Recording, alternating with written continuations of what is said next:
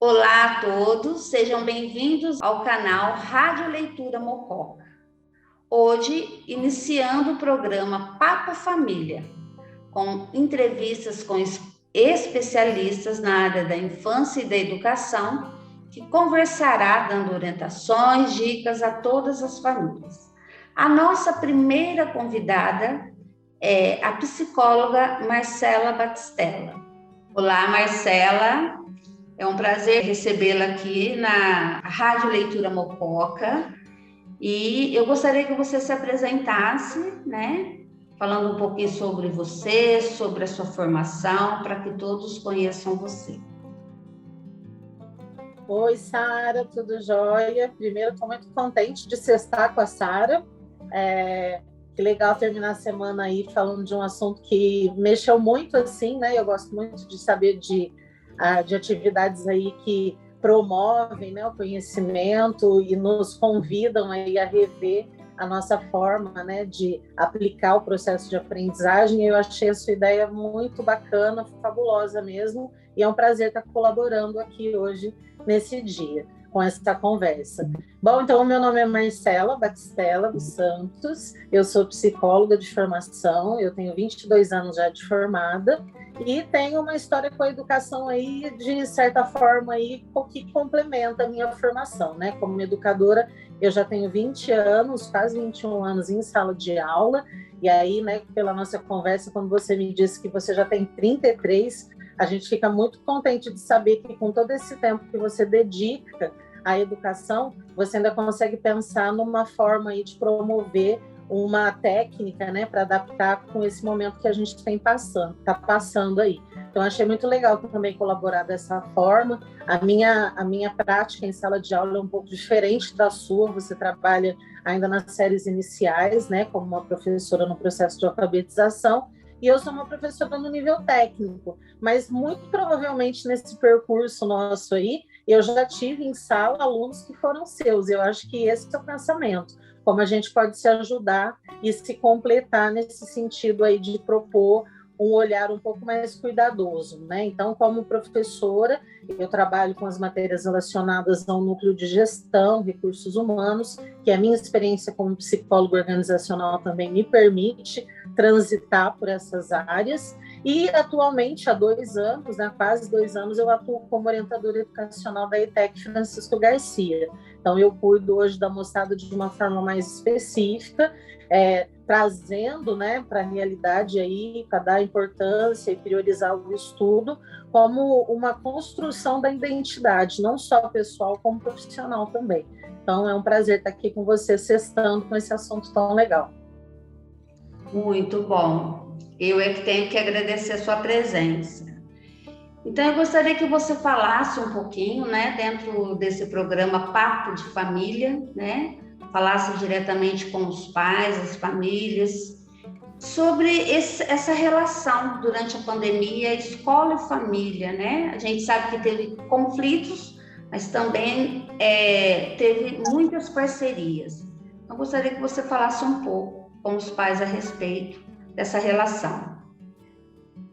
Olha, Sara, o que a gente consegue amarrar de tudo que vem sendo dito, experimentado, vivenciado, né?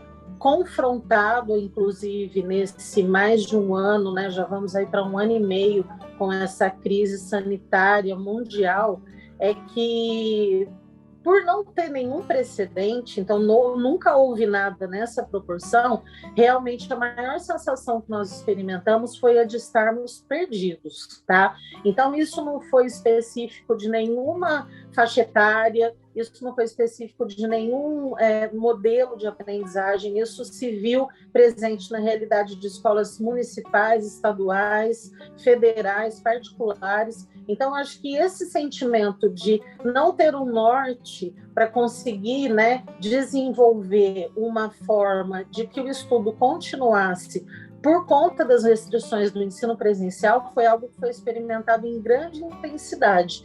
E a família, como a parte aí, né, que reforça as nossas ações, que colabora com as crianças em casa, desenvolvendo atividades de fixação com as tarefas e tudo mais, se viu numa ponta de um iceberg onde, assim como nós que somos profissionais tivemos que destituir daquele nosso poder de conhecimento, de técnica, a família teve que se apropriar de saberes que não eram particulares, que não eram de uma identificação fácil para eles. Então, realmente houve muita queixa, realmente houve muito essa sensação de estar desorientados, e a gente entende e respeita profundamente que a grande maioria precisou, sim, tomar uma dianteira para a qual eles não tinham instrução, eles não tinham preparo, de modo que os prejuízos não fossem tão grandes. Então, essa rede de apoio que se criou através de plataformas, as redes, os centros de mídias, né, as próprias plataformas de ensino, como as que nós utilizamos e vocês também,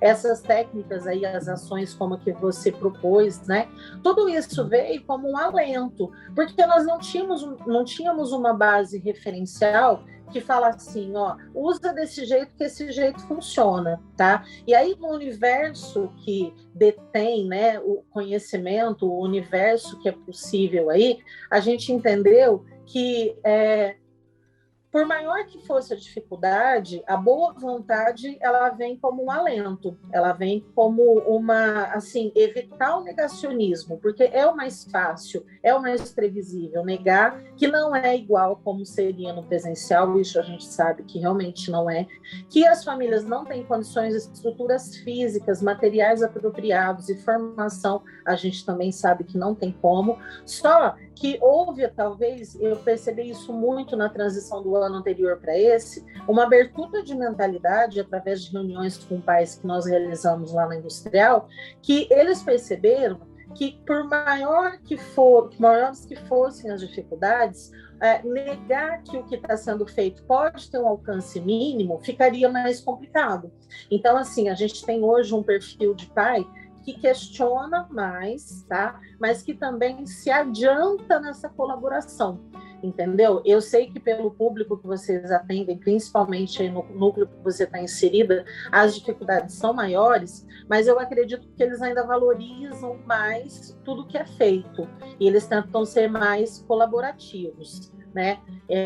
Então eu acredito assim que isso possa ter um impacto mais positivo. Mas o que eu tenho falado de forma geral é que a gente não pode desistir, porque se nós, enquanto pais, enquanto figuras de referência, que estamos tentando driblar tudo isso, não conseguirmos passar uma impressão de que é impossível, possível, você conseguir ajudar a criança no que é possível, de que ela tenha persistência naquela tarefa, de que ela tenha o compromisso, de que você crie uma rotina, como é que fica isso futuramente, né? Então, assim, nós entendemos que a união de força, mesmo com o impedimento do contato, como a gente era acostumado a ter, fez-se primordial, fez-se essencial, porque os recursos nos permitem dar andamento no processo. Só que não é uma briga isolada, tem que ser uma briga que tem que ser comprada por todo mundo, certo? Então, assim, dentro das ferramentas possíveis, a família ela tem que ser a alavanca de tudo, né? Porque se a criança, se o adolescente escuta os próprios pais criticarem o que tem sido feito, como é que fica para a criança e para o adolescente a responsabilidade em se adequar? Não fica, tá? Então, eu vejo que, assim, nós passamos por vários momentos e provavelmente nós vamos ter outros momentos que realmente provocou muita desestabilização, porque nos forçou a aderir a algo contra a nossa vontade e com uma durabilidade infinitamente maior do que nós pensávamos que poderia durar, tá? Então, junto a isso, a gente tem várias estafas, vários estresses, a gente teve perdas aí no nosso entorno, né? Pode ser que na família de um não teve, mas em outras famílias tiveram. E, infelizmente, as notícias, elas pulverizam. Inclusive, agora, na parte da manhã, eu estava escutando falar que em países dos Emirados Árabes, onde as coisas já estavam mais regularizadas, começou uma nova cepa que está agora com crianças abaixo de 10, 12 anos. Então, realmente, assim, é muito complicado pensar numa prática única que vai resolver tudo de uma vez só. Então, o que a gente tem a propor enquanto educadores é que os pais entendam as propostas, que sejam parceiros e que não, assim, se puderem não criar a resistência junto aos filhos, que vai facilitar muito esse processo de identificação da importância de dar essa continuidade no estudo, ainda que numa situação que não é a desejada, que não é a que nós gostaríamos que estivesse acontecendo. Certinho, Marcela.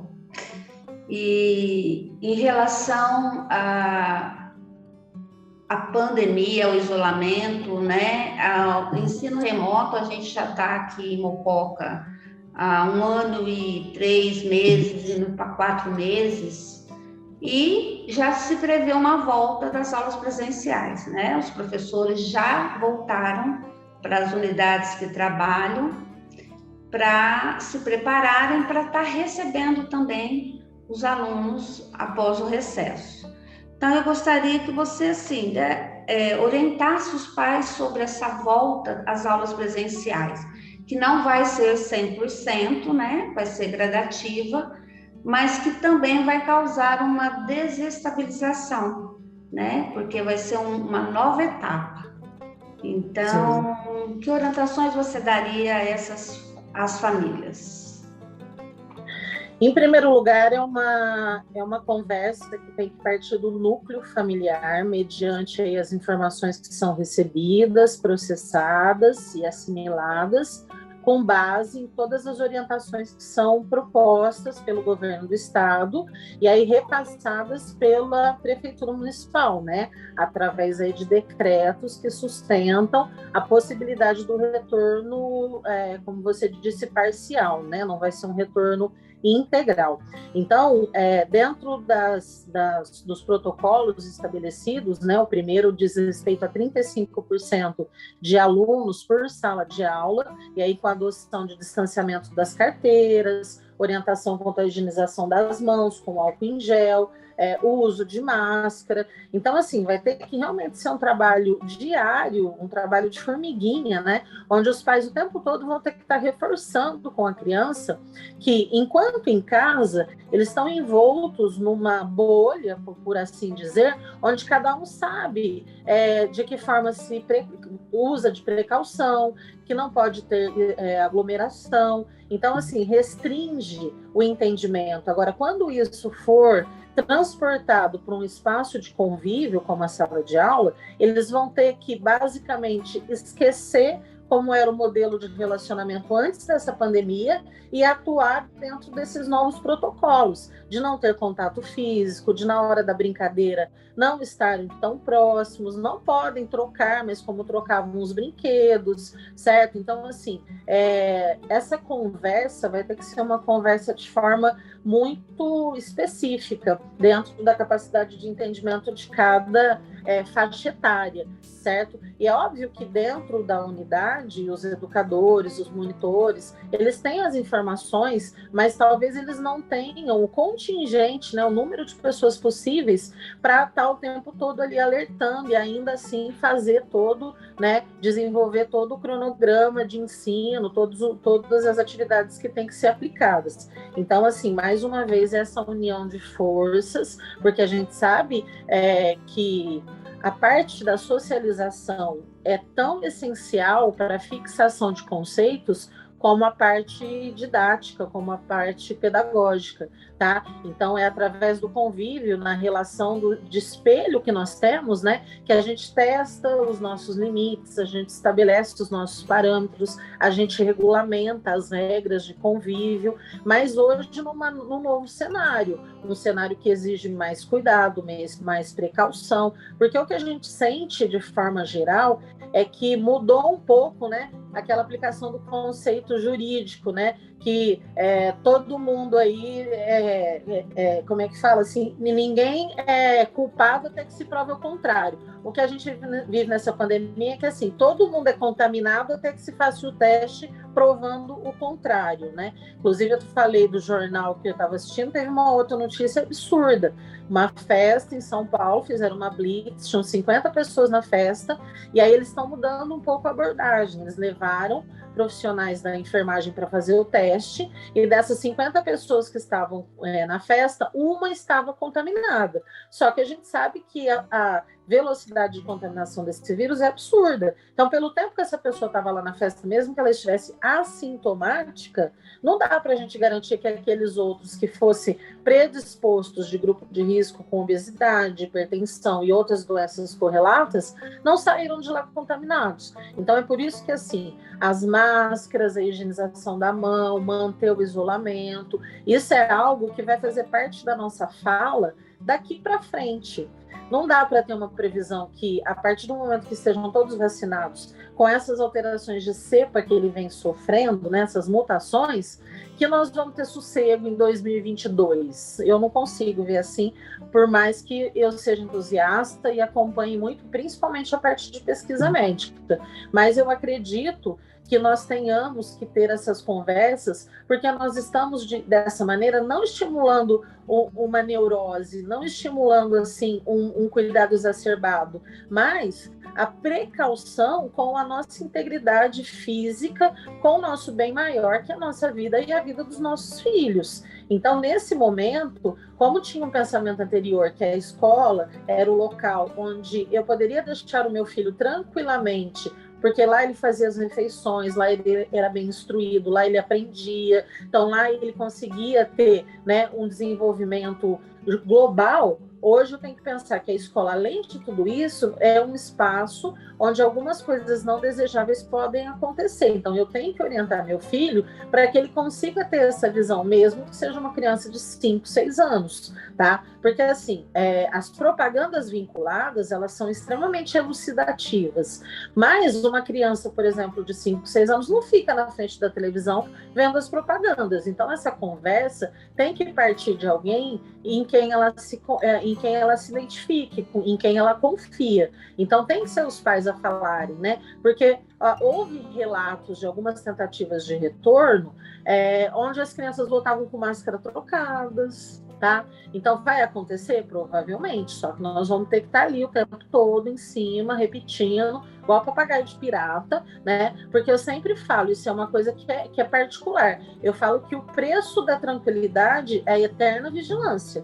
Não importa se teu filho tem 5 ou é a minha que tem 25 anos, que eu vou deixar totalmente à vontade. A gente não é mãe por um período, né? Não somos pais só quando precisa. Nós somos eternamente pais e mães. Então, esse papel se faz ímpar ser cumprido na sua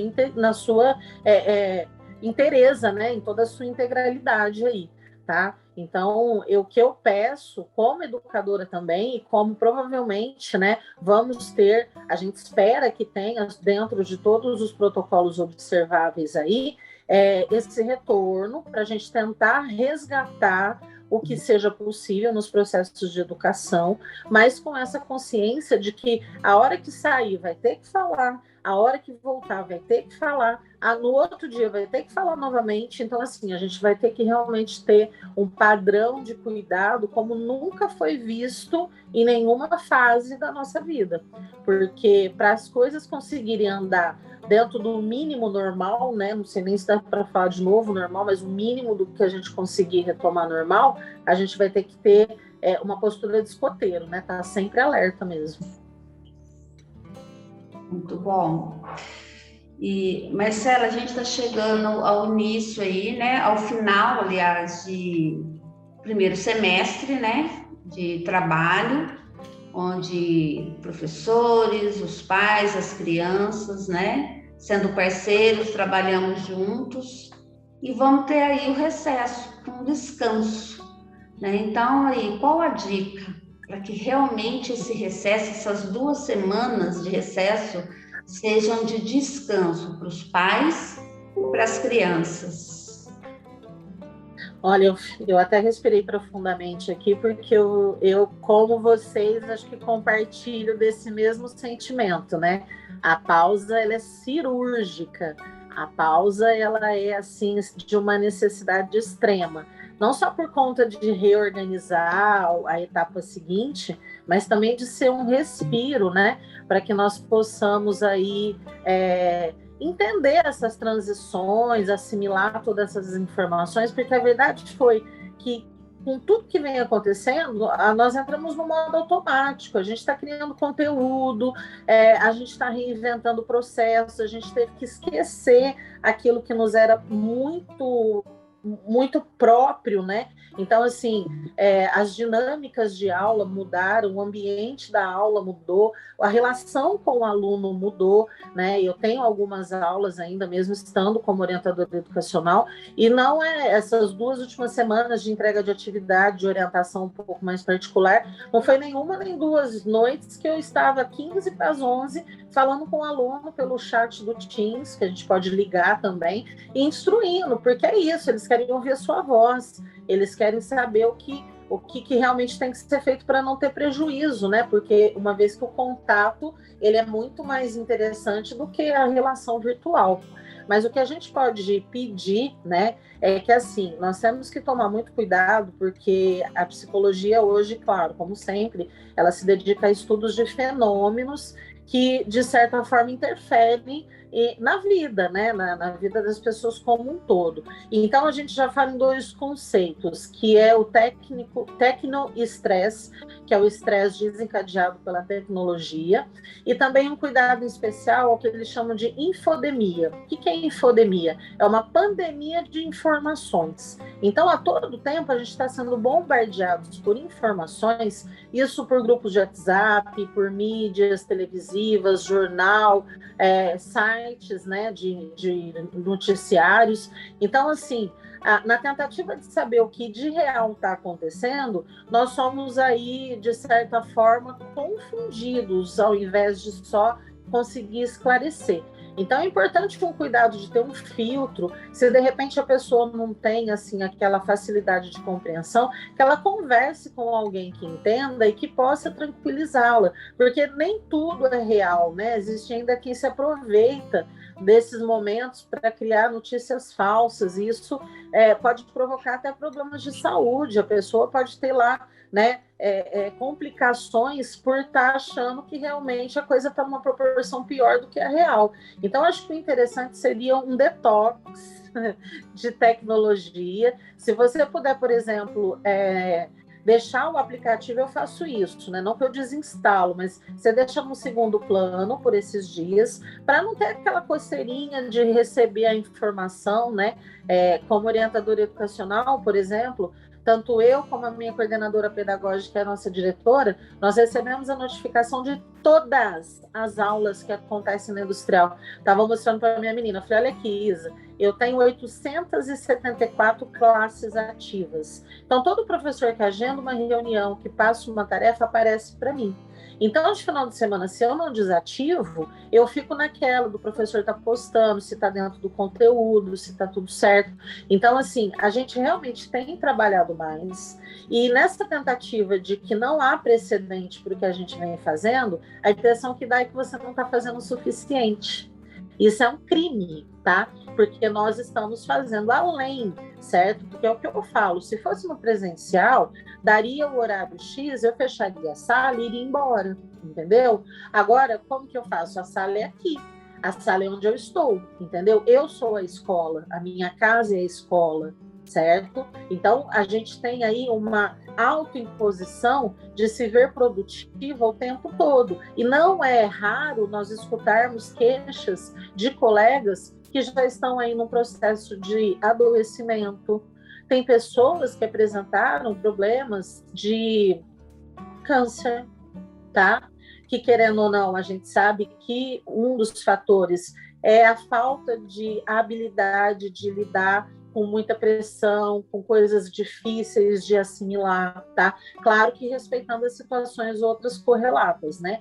Mas problemas de insônia, problemas de alteração de sono, de apetite, o próprio burnout, que é a exaustão total. Então, a verdade é que esses 15 dias nós vamos ter que nos respeitar Eu acho que esse é o ponto de partida, e não se obrigar, tá? Então, assim, se dê esse mérito de reconhecer que enquanto você está profissional, você é o melhor que você pode. Mas essa não é a nossa única condição. Nós também somos mães, somos companheiras, somos filhas, somos pessoas e temos o direito de nos presentear com o que o Domenico de Masi, né, um grande sociólogo italiano, chama de ócio criativo, que é o prazer de não fazer nada, entendeu? Então é o que eu recomendo aí. Não se cobrem por não estarem fazendo nada. Nós temos um limiar de tolerância e realmente está todo mundo já bem na portinha ali do limite.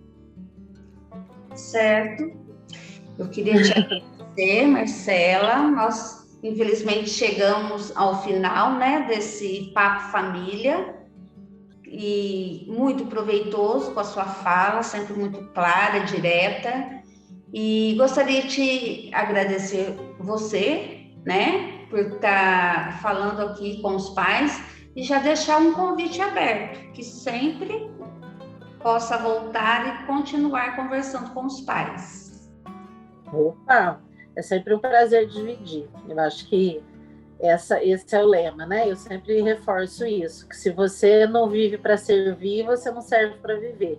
Então, é muito legal a gente poder viabilizar conhecimentos que a vida nos permitiu ter através de experiências, de estudos, de valores que a gente acredita e compartilha com todas as pessoas para que elas se sintam tocadas e acreditem também que é possível, que não seja o máximo de diferença, mas o mínimo que já diga, que já interfira positivamente na vida que elas têm. Então, é sempre muito legal poder bater esses papos aí. Então, agradeço o espaço, te parabenizo mais uma vez pela iniciativa da Rádio Leitura. Muito, muito legal, né? Porque, assim, revive o estímulo à imaginação, a ampliação de vocabulário, a compreensão. Então, assim, que legal. Quando vocês comentaram, eu achei muito, muito, assim, diferenciado a proposta. Sugeri até um tema ali para a Cláudia, não sei se ela te passou, da menina bonita do laço de fita. Eu amo essa história e até me candidatei a ser ledora. Se puder, eu quero muito ler essa história, porque acho que é uma história que fala aí do respeito às diferenças, do entendimento, né? É muito, muito interessante, tá bom? Então, muito obrigada. Combinado e acertado que você fará essa leitura para as crianças. Então, tá bom. Obrigado, viu, Sara? E gostaria de agradecer a todos, né, que vão assistir e que vocês aproveitem assim como eu aproveitei toda a fala da Marcela. E até o próximo encontro Papo Família aqui no canal Rádio Leitura.